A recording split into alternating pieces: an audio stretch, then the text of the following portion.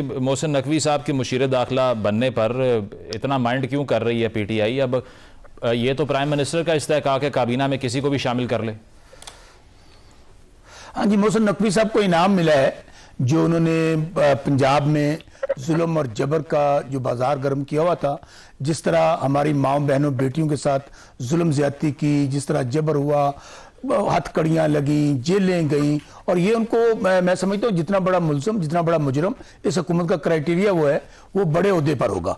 और ये जहां तक बात रही मोहसिन नकवी साहब की, मुझे बताइए कि क्या फर्क है काकड़ फार्मूला और मोहसिन नकवी फार्मूला में? ये उसी का तसलसल है।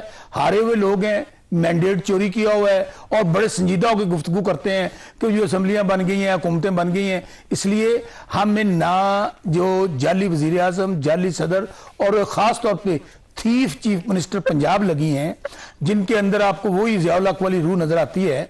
और जिस तरह इन्होंने कल जुल्म और जबर के पहाड़ कल भी तोड़े हैं, और चूंकि इनके पास एजेंडा ये है, चूंकि अवाम इनके साथ नहीं है, 80-90% अवाम ने मैंडेट इमरान खान को दिया है। अब ये उसी तरह जुल्म जबर के साथ गैर मुंतखब लोग जो हैं चाहते ये हैं कि हम इनको दीवार से लगाए रखें, हम इनके ऊपर मुकदमे, पर्चे, हथकड़ियां, पूरा वही माइंडसेट जो एक आमर और डिक्टेटर का हो सकता है और जो हारे हुए लोगों का हो सकता है, क्योंकि मुंतखब लोग इस तरह नहीं करते।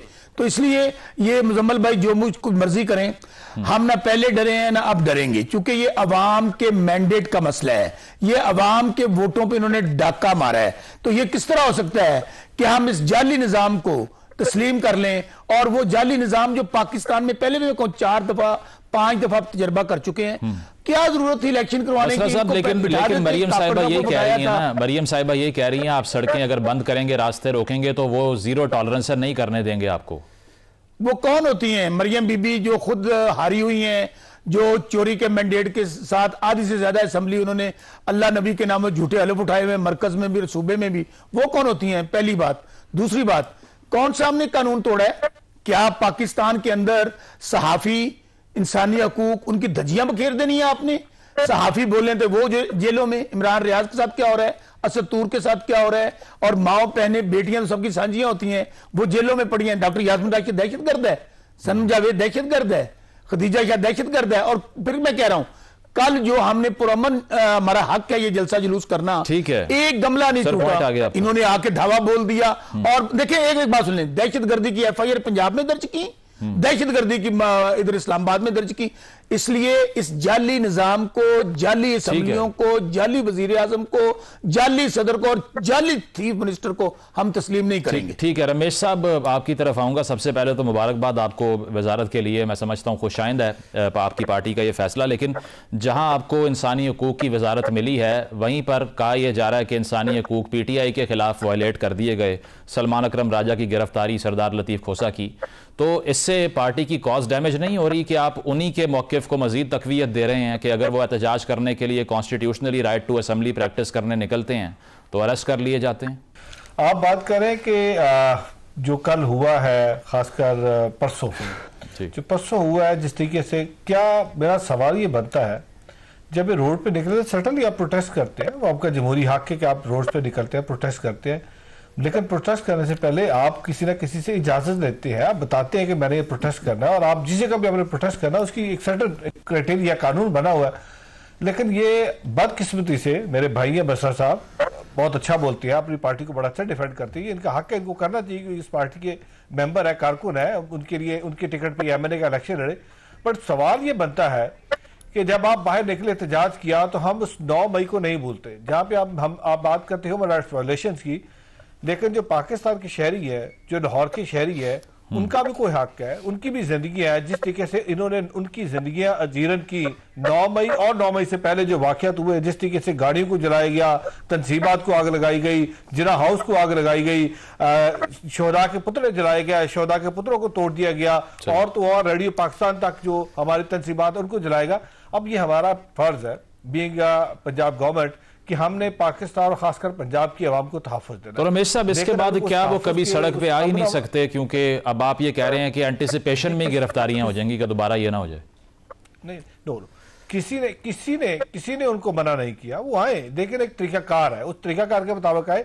मैडम चीफ मिनिस्टर की भी यही है कि अगर तो आप रोड्स ब्लॉक करेंगे, अगर आप लोगों के लिए मुश्किलात खड़ी करेंगे, आप लोगों के लिए रुकावटें खड़ी करेंगे, तो फिर सर्टनली कानून हरकत में आएगा। और जब कानून हरकत में आएगा तो उसकी आगे चाहे सरदार लतीफ खोसा साहब हो, चाहे कोई आम ऐसा इनका कारकुन हो, सब बराबर है, कानून की नजर में सब बराबर है। तो इसलिए मेरी गुजारिश है, मैं बसर साहब को यही कहता हूं कि आप बिल्कुल एहतजाज कीजिए जब आपका हक है एहतजाज करना, लेकिन एहतजाज करने के लिए भी तो कोई हो ना। जब बिलावल भुट्टो जरदारी साहब ने सिलेक्ट वजीर आजम कह के इन्होंने खुद डेस्क बजाए थे, उस वक्त तो माने थे ना कि इमरान खान साहब सिलेक्ट वजीर आजम है, लेकिन उसके बावजूद आप बड़ा दिल देखिए कि पाकिस्तान पीपल्स पार्टी ने और पाकिस्तान मुस्लिम लीग ने कहा हम मफावत को लेकर चलते, आज भी कहते हैं मफावत की बात करते हैं। तो इस पे हम इनको यही कहते हैं अगर आप वाकई सीरियस इस पाकिस्तान और पंजाब की तरक्की के लिए आए, मिलकर बैठ के बात करनी चाहिए। खुशहाल पाकिस्तान बनाए। ठीक है, कामरान साहब आपकी तरफ आऊंगा। अब मौलाना साहब की मुलाकात जरदारी साहब से भी हुई, नवाज शरीफ साहब से भी हुई, और ये भी मशवरा पहले दिया गया शहबाज शरीफ साहब को कि अगर आप हुकूमत बनाएंगे तो हो सकता है कि हमारी तहरीक का शिकार हो जाएं। तो JUIF फिर क्या सोच रही है कि क्या स्टांस लेना है इस इत्तेहादी हुकूमत के खिलाफ या इसके साथ?